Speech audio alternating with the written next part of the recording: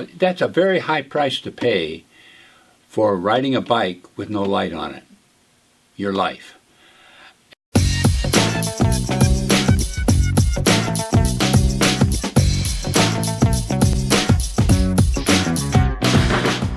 Good morning. Welcome back to Talking Racine.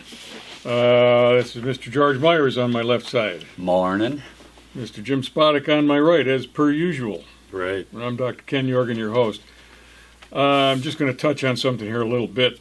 I was at a meeting Monday evening down at the City Council chambers, and they presented the Tax Incremental District Project Plan for District number 22, which happens to be where I live, and District number 23, where George lives. And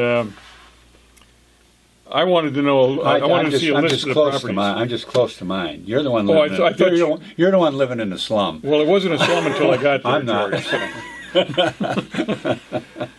But I've had a chance to look through it just a little bit. We're going to cover this a lot more next week, and I'm calling bullshit on it right now because everybody on my block is in need of conservation. You sure you want to admit that? Or rehabilitation. It's just crazy. It's absolutely crazy. But we'll go over that next week. This week, the primary topic of discussion is of a very serious nature, and it has to do with a proposal that's been raised, or a proclamation that has been made for a recall of District Attorney Trisha Hanson. Now, the thing that really put it over the top was, of course, the release of a report from her office, 22 pages long, about the death of Tyrese West and how that was done by, and the circumstances around that killing by Officer Eric Giese of the can't remember the name of it, Mount Pleasant. I don't know why that slipped my mind because I was born and raised there. But there's 22 pages here, and I've read the whole thing, and I've got to tell you that, to me, this looks like a posthumous prosecution. In other words, they did everything they could to cast a bad light on this kid, Tyrese West, and to make the officer almost a candidate for sainthood and almost portray him as the victim. And I was really, really upset and turned off by this report, as were many people, including the family members of Tyrese Hanson.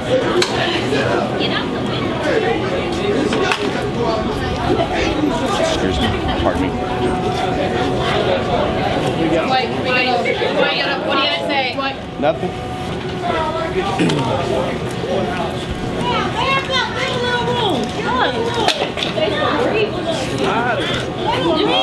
I want a thorough investigation done, and I also want to see Eric Giese locked up. That's all I got to say. What did you have to say about the ruling? I want a thorough investigation done, and I want to see Eric Giese locked up. Did they give you Tell us any what your justification, though? That's all I got to Do say. you not believe they did a thorough investigation, Dwight? They did not do a thorough investigation. I want to see Eric Giese locked up. No thorough investigation. So it created a reaction in the community about recalling the district attorney, but this case is really just one of several instances that are highlighted in the proclamation about why people are upset with Trisha Hanson, are unsatisfied with her work as a district attorney, and are going to put forth a recall effort. I mean, Right. it's begun. They went up to the state and they registered it. They have 60 days to gather 21,000 plus signatures, and they're determined to do it. And my personal opinion is, it's a good thing. Yeah, I agree. I don't know. How would you like to back that up? Well, obviously myself would be Machinery Row. I mean, she knows of that case. There was a case, and it's in my head, 17-00217. That was That's the complaint. That was a you complaint. had it really in your head. Okay. Yeah, go ahead. that was a complaint that was filed. Now she knows of that complaint. She supposedly gave it off to a sheriff's deputy to investigate. The sheriff knows about it. This is over 2 years now, and really been no investigation. She knows of it, and my personal feelings is that between her and Sheriff Smelling, they were able to stall this investigation because it's their friends, because it's people that have misappropriated funds fraudulently, and they don't want them to be in trouble. But yet, when you read Tyrese's West's report, they have no problem extending out there as far as they can to protect the officer. Well, it was like the kid was a reincarnation of Satan, for crying out loud. No redeeming qualities. No, we're talking about an 18-year-old kid. Yes, he has some problems. Yes, there's some things. But, I mean, I can think of a lot of 18-year-olds that have had a lot of different incidents and turn out just fine. Well, we can cover a little bit more of that as we go on here. But the machinery row irregularities were a big one. Correct. In the recall. Dismissal of criminal charges against a convicted child abuser. 13 criminal charges against this guy, and they kicked him out of the system because he was a troublesome inmate at the county jail. Right. I've never heard of anything like that. No. Do you know any more details about that, either one of you? No, No. I mean, that's just astonishing. this is just this is just out of the rationale of the declaration of recall that you're getting this. Yeah, no, These are a laundry list of reasons, and I'm sure there are many more. I can think of some more, but I mean, this is what's listed in the official. One of you talked to his predecessor, Rich Chipetti, for his drunk driving and not. Well, doing more than just a little and slap in I've the got a hand. video. Matter of fact, I'm going to play a little bit of that video. No, he had. Now this is it had already come past, but that never was taken out of Racine County. That was handled within Racine County. Now we're talking about the DA who hit a light pole drunk, got out of the car, and a tree. He hit a tree. Well, he knocked over the tree and the light, the traffic light. Right. Knocked them both over, and about a block from his house. Police say Racine County District Attorney Rich Chipetti was driving drunk when he crashed his car at this north side intersection. This car crash sent police on a path straight to the district attorney's doorstep. Might want to get somebody to cover you. Rich Chipetti crashed his car into a traffic light and tree before running home and changing clothes. He told officers he was sleeping, then admitted to driving. It was right here on the corner of Main and Melvin where officers discovered this snapped light pole and tree and Chipetti's abandoned car. Witnesses say it was too dark to see what the driver looked like, but they weren't prepared for what happened next. The guy started running down the street towards the north. I'm going to check your balance.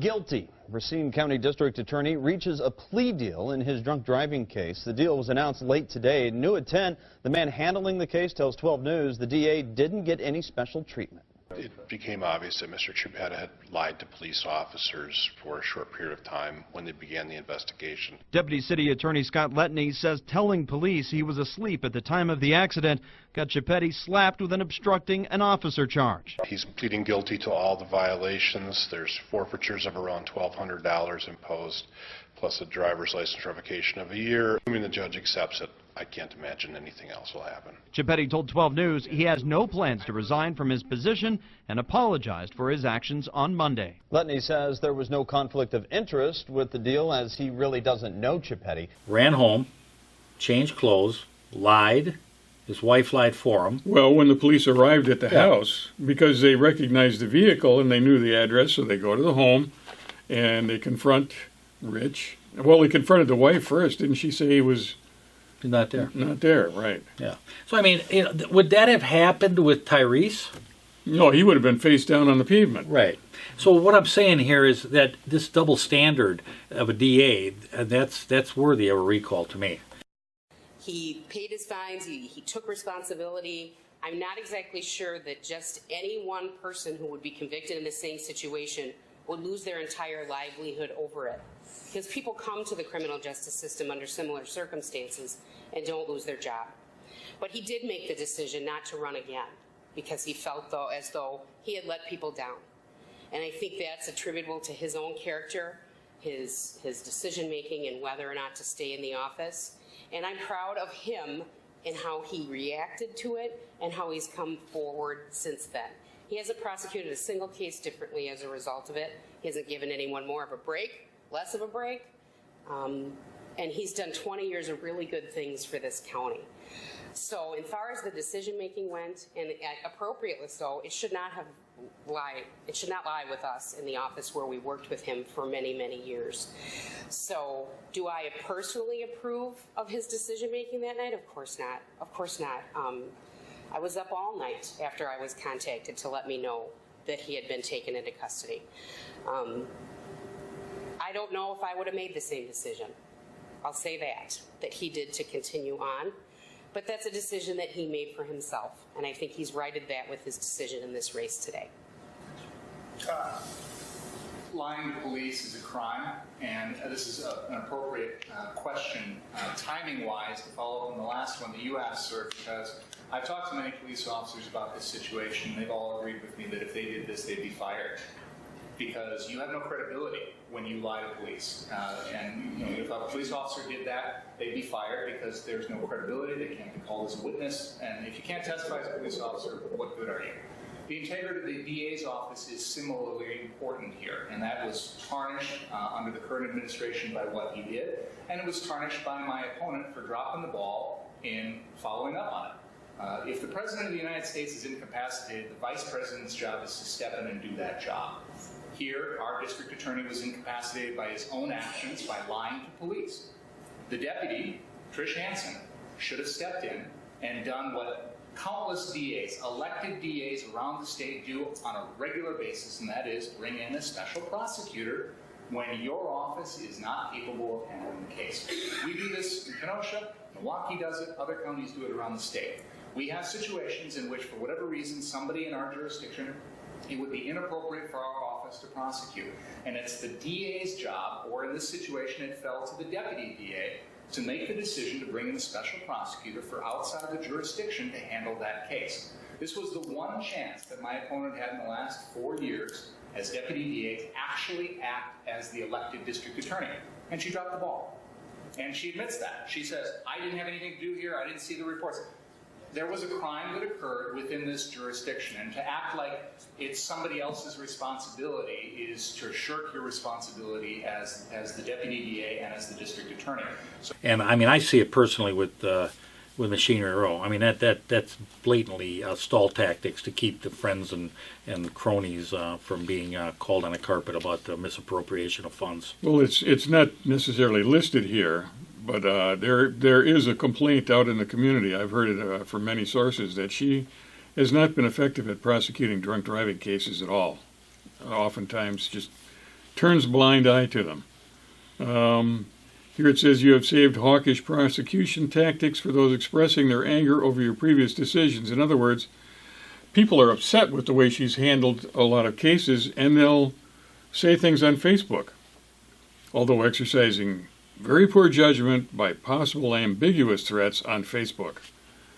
You know, they've I don't know, they haven't threatened her life or anything. They've just said, you should be recalled. You should. Well, there's some things that went out there, and all of a sudden it becomes a personal matter for her. And I followed a case that had a lot of that in there, and of course they moved that case. I mean, there's so much area that needs to be reviewed, and it's to the point when you're the top law enforcement officer in Racine County, this laundry list of issues should not be, and I'm in favor of this recall. Yeah, well, I've seen her in action. I was down at the Dante Shannon protest, where people walked from the site of the incident. And Dante Shannon, I'm sure you remember, is a young man who was also killed by police. A group of people walked from that site of that incident over to the county courthouse, protesting what had happened. And the district attorney came outside, but she had armed sheriffs adjacent to her, and she spoke to the crowd through a bullhorn from across the street. Now that is being completely disengaged. I saw nothing going on there that would cause me to fear for my safety. If I was the DA, I would readily have gone over there and spoken to the people. That's just one indication of how disengaged she is. Well, here's the other thing, on this Tyrese. Now, there was supposed to be a statement made on the 18th at roughly 6 o'clock. Now, reporters, and I mean there were a number of reporters from all the Milwaukee stations and local stations.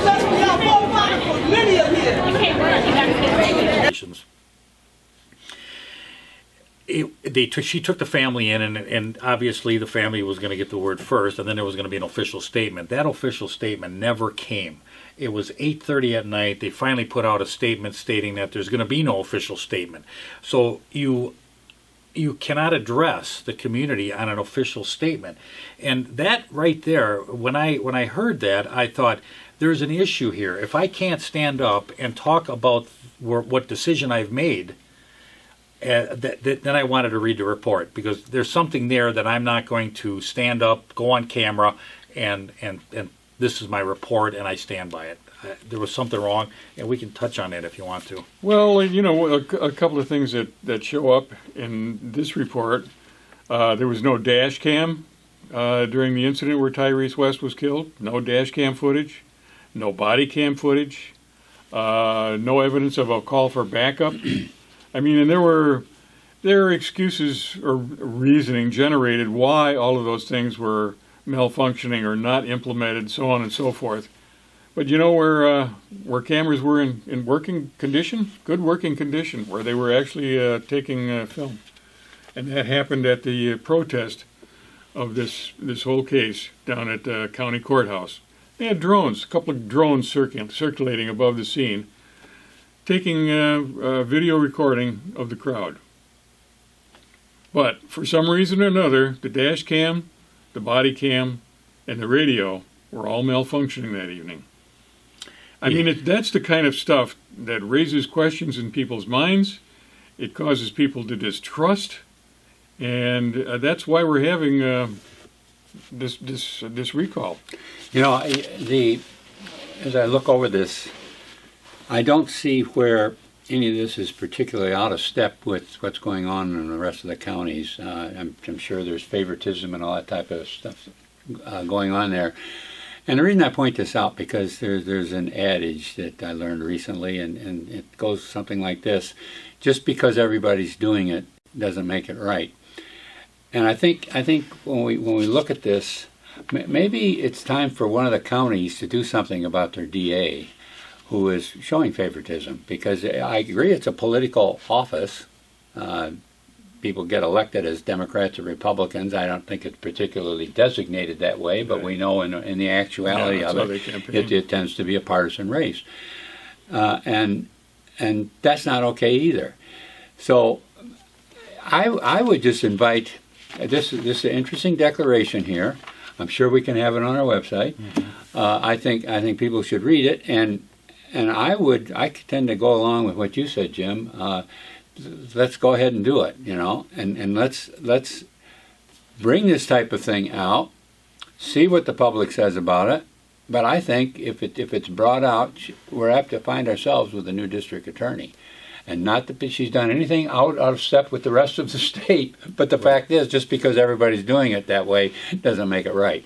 So and it doesn't mean that's the way it should be handled. Oh, absolutely not. No, it should be done correctly, and let's get somebody in there. Right. I mean, I know the one that I'm familiar with is Dennis Monte's thing with Machinery Row. Yeah. You know, we've certainly shown there's an awful lot of evidence there that there's been corruption there, and just bad way to spend taxpayers' money, if not actual right-out fraud and stealing. And yes, it's hard for us to sit here and claim that when we haven't, you know, you're innocent until proven guilty type of thing. But we're not given a chance to go out and show that the person's guilty. We're not being allowed to go. Well, when you ask for an investigation, that's what I mean. Stonewall. Yeah, that's what I mean. That's what I mean. But we don't have the opportunity. We can't just hold a trial. We are not allowed to do that. Exactly. We're bound down by practice and the way it works. Well, you know, and I don't have an actual. And I'll be quite frank. I think the district attorney and the sheriff have worked together on Machinery Row to keep it quiet, because they know the people that are involved here, and they know that there's some activity here that's fraudulent. And I mean, my real problem is, you know, probably more with the sheriff. And if there's a recall, I would gladly sign to get rid of that sheriff, because I think he's done a very, very poor job on investigating Machinery Row. He gave it to some officers that were like very questionable, and that was a way to basically just let it fall by the wayside. And there's a considerable amount of evidence, and I did something for a local group here on hot government, and I did a little video for it, and I'm going to put that together, and I'm going to probably put it out and talk to Racine here. But it does kind of a little bit of a breakdown. It's about 20 minutes, but it does break down how that Machinery Row was fraudulently put And together. getting back to the DA, I understand. Right. You know, in the actual practice, I don't think the DA does a whole lot of investigating. I think mostly rely on the police department, the sheriff's department to do the investigation. They bring the facts to her, lay the case in front of her, and then it's up to her to decide whether, and her advisors, whether they want to prosecute the case. But I think there's another role in there that we haven't mentioned, and that is that when we give an information that shows some evidence of fraud to the DA, and she doesn't insist that the sheriff get out there and investigate it. Let's get some more data on this, because this looks, what she got from Dennis Monte, this looks pretty powerful. Yeah. Go out and let's look into some of these people. When she won't do that, yes, it'd be nice to get the sheriff in on it, but just sticking back to what's going on, and that is with the district attorney. Well, I'll tell you something else. There was a role there, even though I agree. The sheriff was complicit with it. Yes, there was still a role. But for she her knew to about do it. that. She knew about it. She had. I know evidence, there's right. a crime here, but yet, well, because he didn't tell me there's a crime, I don't see the crime. I mean, that's not a. And it's not my job to investigate. Right. Well, no, but insist an investigation get done. Correct. Well, I'll tell you what, George. There's something else in here that really disturbed me. Now you're talking about this. We're going back Tyrese. to the Tyrese case, right. yes. And that is this declaration that he had a gun. The officer is claiming that he had a gun. And they examined the weapon. They could find no fingerprints of Tyrese West. They said there was so much DNA on the gun, on the weapon, that they were unable to determine if any of it was his DNA. And the reason that's disturbing to me is because where did that gun come from? I mean, the parents are saying he didn't have a gun. Well, that gun was stolen in Milwaukee about 3 years ago, and now it shows up in Racine, and nobody knows the path by which it came. Now, there's always been allegations of police planting weapons. There's been proven instances of police planting weapons. I'm not saying that is dead sure what happened here, but I'll tell you what, the fact that those cases exist makes people wonder, especially the parents who say, my kid wasn't carrying a gun. All right? Now, I know, personally, I know a policeman who had all kinds of weapons in his house that came out of the evidence room. They were like souvenirs. You mentioned that you had been in a judge's house. Same situation. Evidence tags on still it. on the revolvers. Yep. Yeah. So we know that things that have been captured by the police are out in the community in private homes. Just because they're police homes or they're judges' homes, that doesn't mean that they're safe and never going to get out into the public again.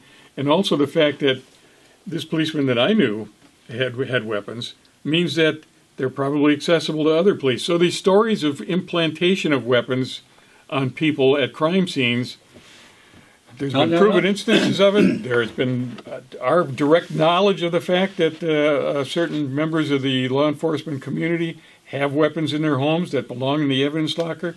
So that kind of stuff just goes to create an air of distrust. And that's bad. That's very bad. Right. Because when you got a kid on a bicycle in the dark of night and he's being approached by a policeman and he's been raised to distrust the police, you really think he's going to stop? I mean, it's the same thing happens over and over again. Kids get scared of the police. Yeah. Well, particularly inner city kids, because they've seen adults be stopped by police and made to go face down on the pavement, so on and so forth. And then it turns out they did nothing. Exactly. They've seen instances where when you homes look have at been invaded where the people did nothing, and it was a mistaken address. When you look at Tyrese's record, the DA points out that he's run before. He runs a lot. Now, she claims it's a habit. I know of people. I go to small claims court. I'm a landlord. You're a court junkie. Right, but no. The thing is it's very normal. I just walk in there like I'm walking into another room. But I'll meet people in the hall that are just absolutely freaked out about walking through that door into that courtroom. It just scares them. Not that they've done anything wrong. It's freaky to some people to do that. And I can see where it looks to me like this was not a habit of Tyrese. I think if I were to judge it, I'd say he just freaks out when he's about to get arrested. And I've heard of people doing the same way in cars, adults, that they get freaked out and they want to run away right away instead of just don't worry about it. Just stay there. You get a ticket or something. So what? So. Tyrese, that's a very high price to pay for riding a bike with no light on it, your life. And for him to freak out, and run, that doesn't add up. Oh, golly, I might get arrested because I have my bike has no headlight on it. He was on paper. Yeah, that doesn't seem like a logical reason to run. The DA says yes, but he was armed. But then she goes around and gives evidence. I mean, if he was that cool and calculating thinking, where he had multiple opportunities to toss the gun. Well, why not just toss it if that's why you're running? Well, here's get rid the of the other reason thing, you're running. George. Well, he didn't, though. He kept it. Well, that doesn't add up. Allegedly he had it. Allegedly he kept it. And that's what I'm saying, Doc, is that to me is illogical. If he's afraid because he's carrying a gun, the logical thing is to get rid of it rather than go to jail because of it. He kept it though. All right, that doesn't make any sense. You're going to lose your life now because you're carrying that gun. Mm-hmm. Well, here's the thing, George. And this is my way of thinking. Sometimes I think kind of like backwards. In the report, they talk about it was in his waistband, and he had it in, and now you're riding a bike, you've got this gun in your waistband. There's no DNA on it after they find the gun, and he tosses it both hands. No, there was so much DNA that they couldn't isolate his if it was 3 there. years, come on. I mean, just because a bunch of people handle it. No fingerprints, can't find a fingerprint. Now, let's face it, you got the barrel of the gun down in your waistband. You're telling me that there's no DNA on that gun? To me, that triggers something. The other thing that tells me about no inconclusive DNA, maybe it was the officer's DNA that they didn't want to find. Maybe that's the way. That's a potential. I think there's a lot that those questions don't get answers. And the other question is, why don't we trace that gun? Where did that gun actually trace the gun? Where did that gun come from? Because I got a funny feeling that gun has traveled. Well, it was stolen in Milwaukee, but this is the first time it's shown up since then. But there's so much in this report that is. I just don't trust that report because that report is finding of facts. Well, they come into facts. Well, that's not a fact. It's an opinion, but it's not a fact. When they call it finding of fact. Well, that was a little disturbing to me, where it said finding a fact, and almost all of it came from the police officer. Yeah. That should be, yes, I guess technically if there's only one witness and the witness is under oath, and here's another thing. It can be considered a fact, but that's pretty heavy duty. You don't find anything in there about a protocol. His protocol. He broke protocol in a number of cases in there. Police protocol. That was never brought up. No. I mean, there's a lot here that is very, very questionable, and to take 90 days to do this, something is extremely wrong. Yeah. Well, and then not make a statement. After announcing that I don't want to own this. That's what that says to me. It's not good. It's not good. I think people that are watching this show and other people that are looking at this declaration of recall, they're going to have to make a decision. And you know what? There's another thing I'd like to bring up. It is our responsibility as individuals to make that decision. If we're going to just keep turning our back on the government and keep walking away from it, that's not my problem. It's up to my elected officials or up to the DA to make these decisions. That's a bunch of bogus stuff, because you're going to continue to run into this type of stuff until we make the decision. and Well, you as ignore a individuals. problem and eventually it becomes yours. Well, and you own it that's eventually. what's going to happen. Yep. That's right. So it really is up to the people in this county to look at this, and I can see some value in holding this recall. It's a lot of signatures. It's going to be some work, and let's hold this DA to task about some of these things we're looking at. And like I said, the closest one to me is Machinery Row, but you guys have seen things that with police officers and you know, the ability to plan a gun like that. It seems to be right there. He'd have to have one with him. He'd have to make sure he carried one with him. Because he wasn't planning in advance that he was going to catch a kid on a bicycle. So it must be some kind of a practice to carry one in the car if you're going to plant one on the scene like that. So it's the type of thing that we need to find out about, and we need to know more about what's going on in this government, because otherwise we're going to continue And to it's have good stuff and it's like healthy. this. It's healthy to have a purging, you know, or at least Absolutely. to have. That's exactly what I'm talking about. That's right, Jim. Yeah. Well, the method by which she was installed in that office basically is questionable in my mind, too. I mean, she came in the heels of Rich Chippetta's resignation or retirement or whatever they want to call it. By the way, he's doing quite well. Is he working for what? The Department of Justice or something now? I think at the so, state yeah. level? Yeah. Yeah. Well, he's doing He's fine. been They took care of him. sufficiently punished. now. Right. But her handling of that case, and then she was ushered right into the job, and she was highly supported by all of the political activists in this area. All the police, yep. Yeah, all the governmental agents. She was endorsed very heavily. Known her for a long time. She is a woman of great integrity. She works hard and she gets it done. She is a great, fabulous attorney, and Racine will be very well served if it elects her to follow in Rich's footsteps. Rich.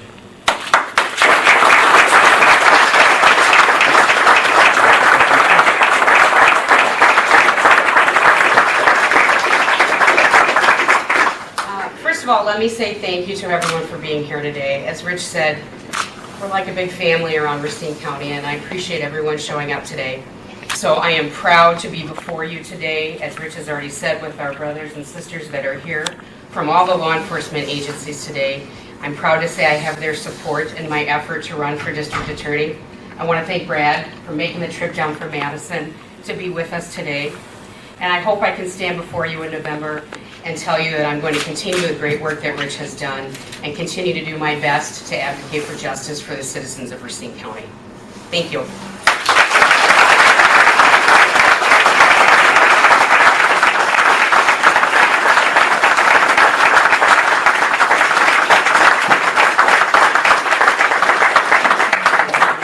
And this is what we got.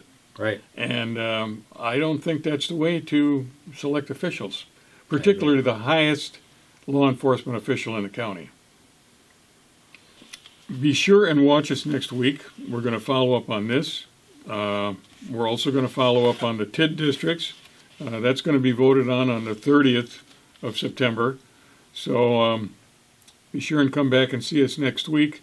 Give this recall some serious consideration. Find out some more about it. This is a big move. I mean, this is making government accountable. And it takes all of us to do that. So, you know, jump on board. Do your part. We'll see you next week. Thanks for being here.